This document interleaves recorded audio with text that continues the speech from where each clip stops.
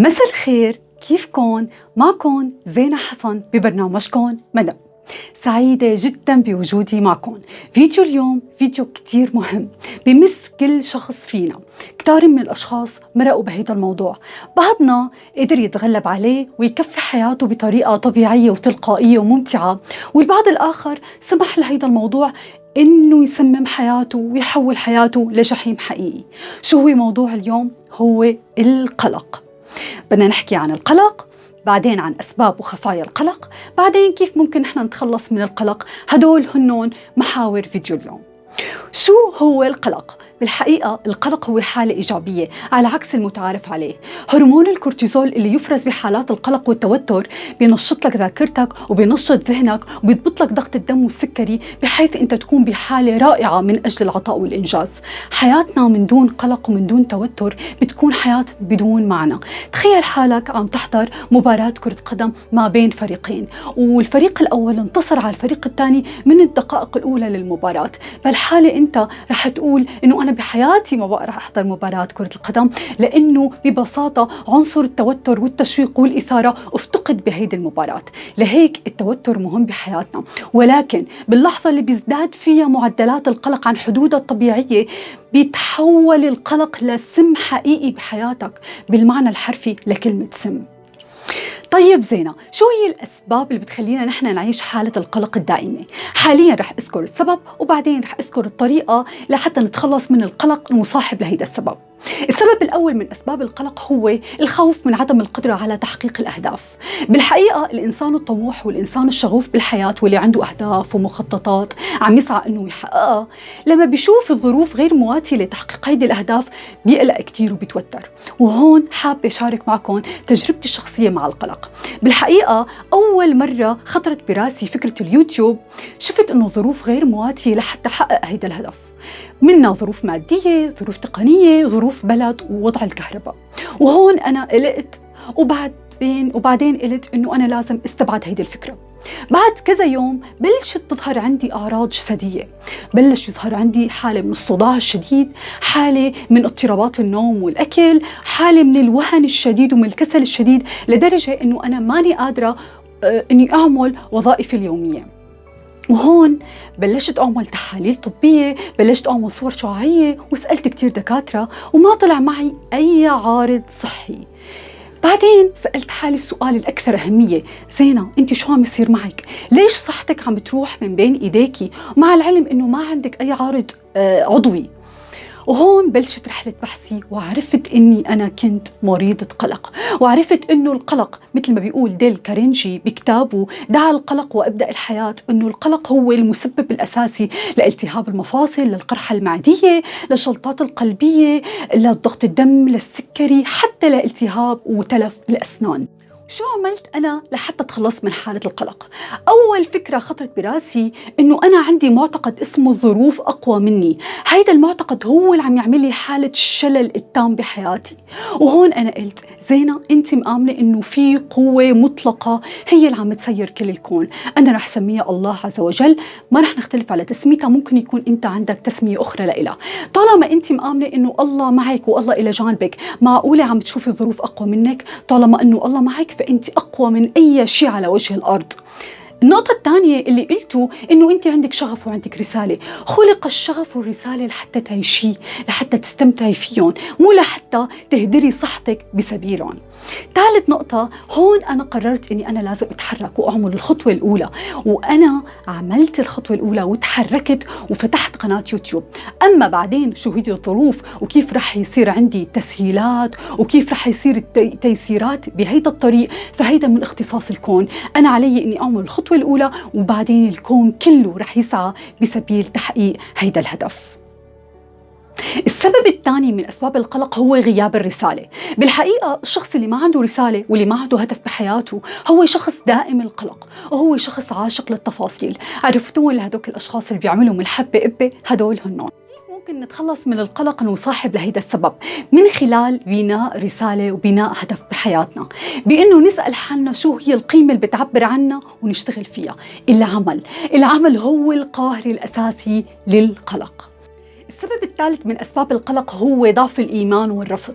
كتار من الأشخاص بيعيشوا بحالة رفض للقدر، بيقولوا ليش الله موت لي بابا؟ ليش الله موت لي ماما؟ ليش الله خلاني أمرض بهالمرض الخطير؟ ليش ليش ليش؟ هيدي الحالة بتعملنا حالة من القلق الدائم. كيف نحن ممكن نتخلص من القلق المصاحب للرفض؟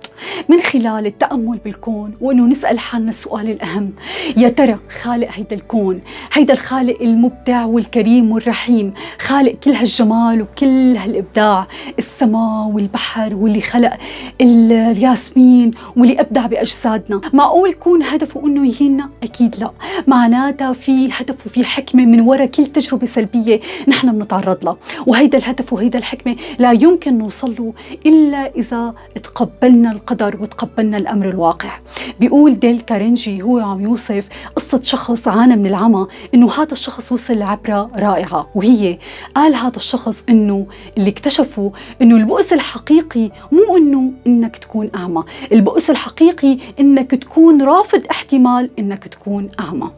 حالة القبول بتخليك حدا مرتاح مع حالك ومرتاح مع الآخرين، رح تبطل تعول على الآخرين، رح تبطل تحكم أحكام قاسية على الآخرين، هيدا بخيل، هيدا عديم مسؤولية، رح تتقبل الآخر، ورح تتقبل اختلاف الآخر عنك، ورح تلتمس الأعذار للآخرين، ورح تتعامل بعقلية الغني. هيدا الغني اللي بيعمل الأعمال الصالحة، وحتى لو الآخر ما قدم له كلمة شكر، هيدا الشيء ما رح ينعكس عليه سلبا أو ما رح يعمل له حالة قلق، لأنه هو بيعرف أنه قيمته الحقيقية مرتبطة بالله عز وجل، وما مرتبطة بكلمة شكرا اللي بينطرها من الطرف الآخر.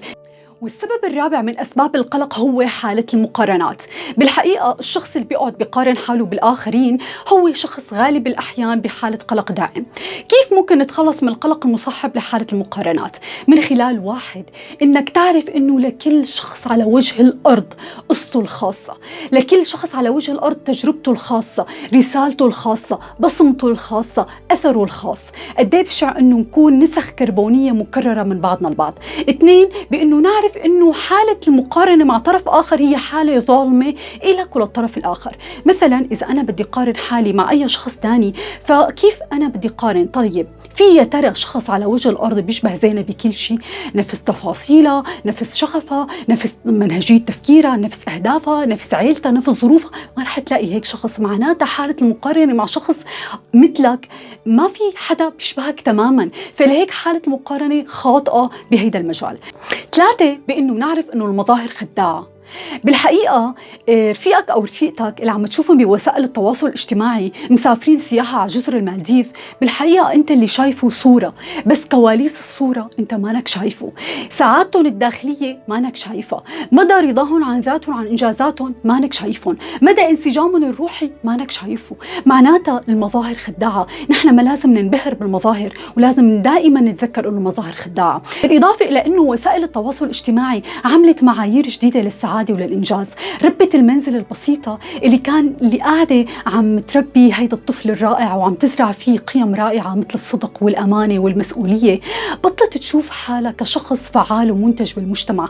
ببساطة لأنه تم تصدير مفاهيم جديدة للنجاح وللإنجاز. تم تصدير أنه فقط رائد الأعمال هو الناجح، فقط المستثمر على مستوى عالي هو الناجح، فقط اللي فاتح مشروع عم يدر عليه ملايين هيدا هو الناجح، وفيما عدا ذلك فهنن فشلة. بالحقيقة وأنا من هون بدي أقول لكم إنه كل شخص عم يفيق فينا الصبح وعنده هدف حقيقي عم يسعى له، هذا إنسان يستحق التقدير والاحترام. كل شخص عنده رسالة عم يحاول إنه يتقرب منا بكل يوم ولو سنتيمتر واحد، هذا الشخص يستحق التقدير والاحترام. كل شخص عم يحاول إنه يعمل تغيير حقيقي بالمجتمع بنية سليمة وبقلب صافي، هذا الشخص يستحق التقدير والاحترام. بحياتنا ما لازم نقلل من قيمة اللي عم نعمله مهما كان بسيط. صدقوني لازم نحب تجربتنا بالحياة، لازم نحب شغفنا، ولازم نحب حالنا. والسبب الخامس من أسباب القلق هو عدم القدرة على ترويض الذات. جواتنا الشيطان وجواتنا الملاك، جواتنا الخير وجواتنا الشر. الشيطان بيخلينا نركز على النواقص بحياتنا، بيخلينا نركز على الماضي والمستقبل وننسى الحاضر، بيخلينا نركز على النتيجة وننسى الطريق. كيف يا زينة ممكن نتخلص من القلق المصاحب لهذا السبب؟ من خلال تعرف إنه السعادة تكمن بالطريق وليس بالقمة. الإنسان اللي عم يتسلق ليوصل لقمة جبل إيفرست مثلا، لاحظوا إنه هو على القمة قد ايه بيضل كم دقيقة يعني، بس الجمال والتحديات والمهارات والخبرة وكل شيء اكتسبوا وين؟ اكتسبوا خلال الطريق. معناتها السعادة بالطريق وليس بالقمة. 2، بأنه نحن نركز على يومنا. أول شيء نبني رؤية مستقبلية لإلنا، بعدين هيدي الرؤية نعملها بشكل أهداف، وهيدي الأهداف نعملها بشكل مهام يومية نشتغل فيها خلال يومنا بحيث نكون ضمن يومنا وبس. 3، بأنه نركز على النعم بحياتنا. قبل ما تقلق على الحذاء اللي ناقصك امتن للقدمين اللي انت حاملينك ولقدرتك على المشي.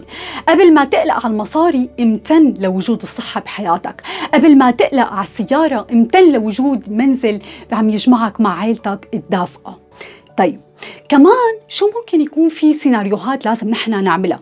إنه نتقبل أسوأ الاحتمالات ونقول معلش أنا متقبل. إذا كنت أنت موظف مثلا بشركة وعملت خطأ ما وهذا الخطأ بترتب عليه خسارة مالية، قول بينك وبين حالك شو أسوأ سيناريو ممكن يصير. ممكن إنه أنا أطرد من الشغل، قول أوكي أنا متقبل هذا الشيء.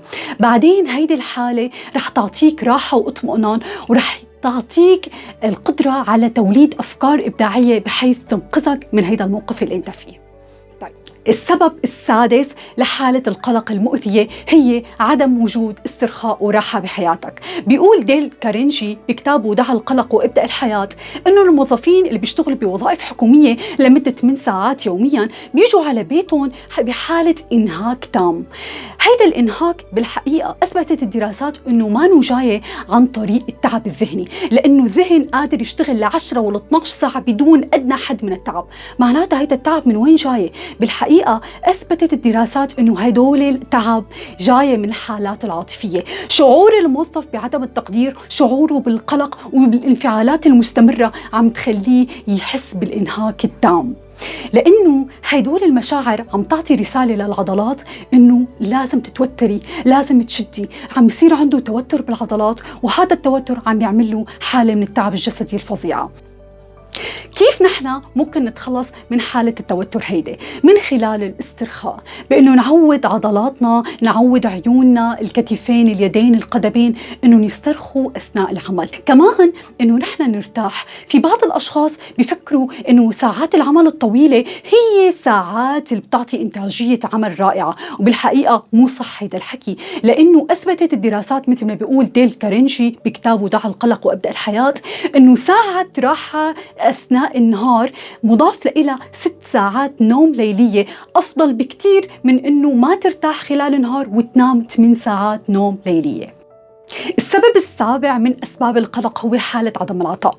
في كتير أشخاص بيفكروا إنه هنن إذا عطوا مادياً أو معنوياً فهن رح يخسروا، وبالحقيقة هيدا أكبر وهم بالعالم، لأنه الحقيقة المطلقة على وجه الأرض بتقول إنه العطاء هو باب من أبواب السعادة. بكل يوم أنت بتزرع فيه بسمة على وجه طفل أو على وجه بالغ، بكل يوم أنت بتكون فيه باب خير بطريق حدا، فأنت رح تجيك سعادة من حيث لا تحتسب.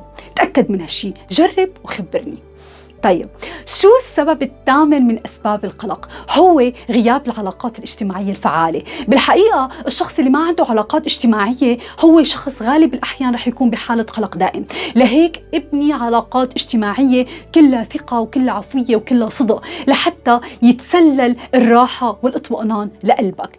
والسبب التاسع من أسباب القلق هو عدم فهم الألم.